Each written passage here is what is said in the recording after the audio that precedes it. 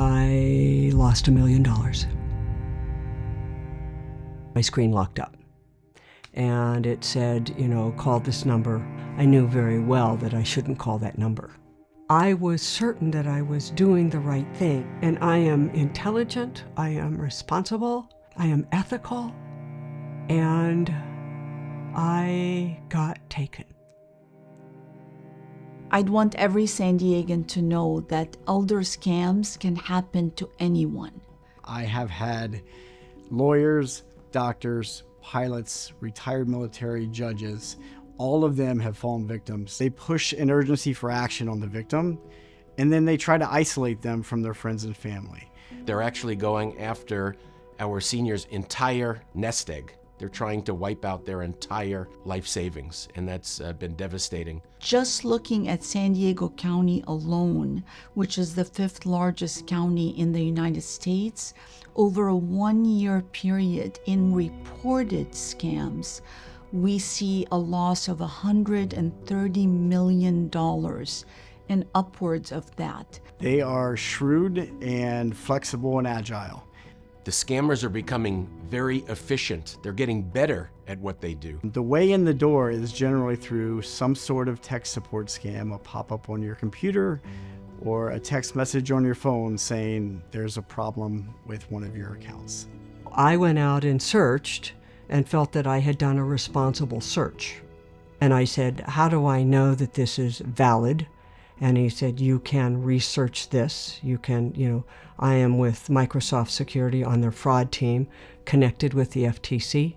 They are scared into action, and it's usually mentioning the victim's personal information has been found on a computer, that it's part of some elaborate hack. Where they're pretending to be an FBI agent, a Secret Service agent, a law enforcement officer, whether it's a banking scam where they're pretending to be a member of the victim's bank and the bank's been compromised. Someone who's acting like a potential friend or a romance interest who befriends you but then eventually does the exact same thing, which is to ask for money. As painful as it is and as embarrassing as it is, once funds were withdrawn from my IRA and into the bank, I either withdrew cash and I packaged it up in a shoebox and a courier came and took the cash.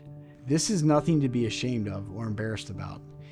These guys are professionals. This is their job. They spend all day training their tradecraft. They produce a lot of money, so the scammers make sure that these are believable. Historically, the average loss may have been $20,000 to $30,000. They might be going to the bank every day or once a week and calling their financial advisor, trying to free up money. The amount of victims that are losing $100,000 or more is increasing. Looking back on it, it was masterful. It was masterful. We knew that we needed to do more to tackle it.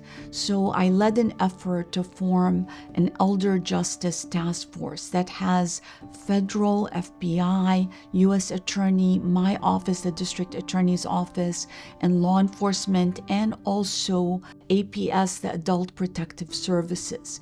Our first priority and our highest priority to date is making sure that our reporting mechanism is up and running and accurately collecting data. By coming together, we were able to then map out these different crime reports and be able to go after the organized crime that's behind elder scams. Once you realize the amount of scam activity that's happening throughout our community, here in San Diego and abroad, we all need to be vigilant. I am just sad that I didn't come to my senses and get help. It is unbelievable how many people have never reported it to law enforcement. I mean, it's 1 in 15, 1 in 20. This is a top priority, and we have to fight it with everything we've got. Unless we talk about this, nobody can help. Law enforcement can't do a thing. If you get contacted in any way and it involves money, stop, hang up, and tell someone.